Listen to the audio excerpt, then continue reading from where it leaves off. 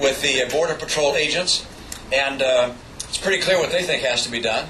Yeah, complete the fence, have more agents to be able to inspect what's happening there, but number three, make sure that we have an employment verification system, an identification system for people who come here legally so they can get work here, but the aliens that are here illegally don't get that card. And then you sanction employers that do it anyway.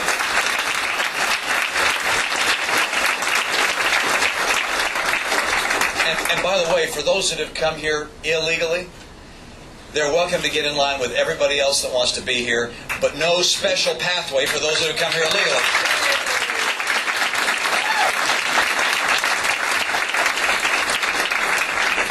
And let's end this sanctuary city thing, where cities in this country say, you know what, come to our city as illegal aliens and we won't enforce the law. I can't imagine a worse or more conflicted signal to send to people who want to come here illegally than saying, if you come to our city, you don't have to worry. That's a mistake. We need to enforce the law in this great country. Now, there are other challenges. I mentioned the jihad. Probably the greatest threat to civilization is this threat of radical, violent jihadism. It's a narrow slice of Islam that wants to cause the collapse of moderate Islamic nations. And we see that differently as well. John Edwards looked at that and said, well, there's no such thing as the war on terror. It's just a bumper sticker.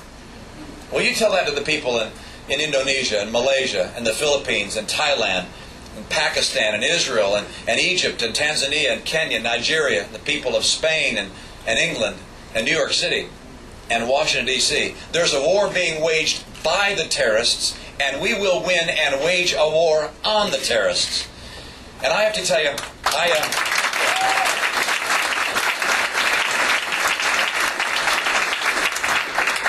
I know there are a lot of mixed feelings about the front in Iraq right now. I understand that. I believe we're right to pursue the surge. I believe it has the best shot for us being able to stabilize the country and keep the region from going into regional conflict that might cause us to have to go back again to a far worse situation. But I can also tell you this, that when we wake up in the morning in the summertime, you probably say, well, am I going to go to the Varsity for a hot dog? Am I going to go swimming today? Am I going to have a barbecue in my backyard? But there are all the families of those men and women that are in the surge who, when they wake up in the morning, say, I wonder if my loved one made it through the night. And it's time for us to show a surge of public support which matches the surge of sacrifice by so many families in this great country.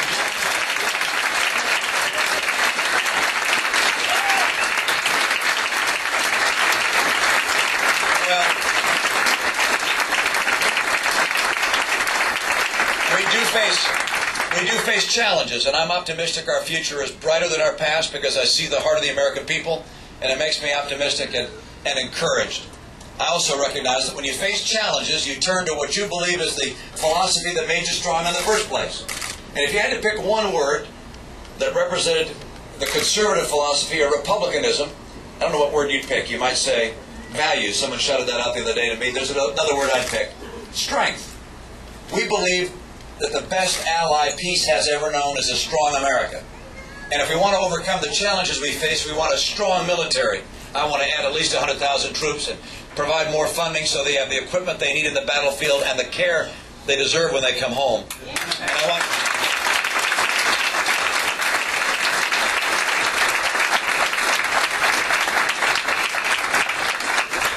a strong military. I want a strong economy. Keep our taxes down. Get us off of foreign oil entirely. Allow the American people to invest in the future.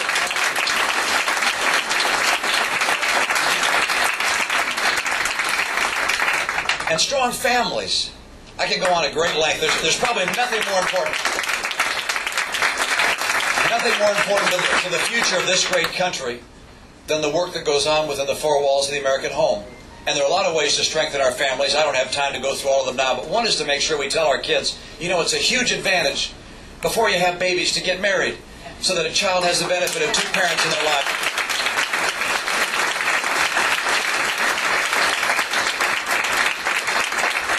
This is an exciting time for America. I know it's turbulent. I know there are great challenges around the world. But America always rises to the occasion. And we'll do it again. As long as we have leadership that tells us the truth, that lays out the vision of where we can go, and actually leads and gets the job done, we can overcome any challenge that we have. America's future is bright. We are the hope of the world.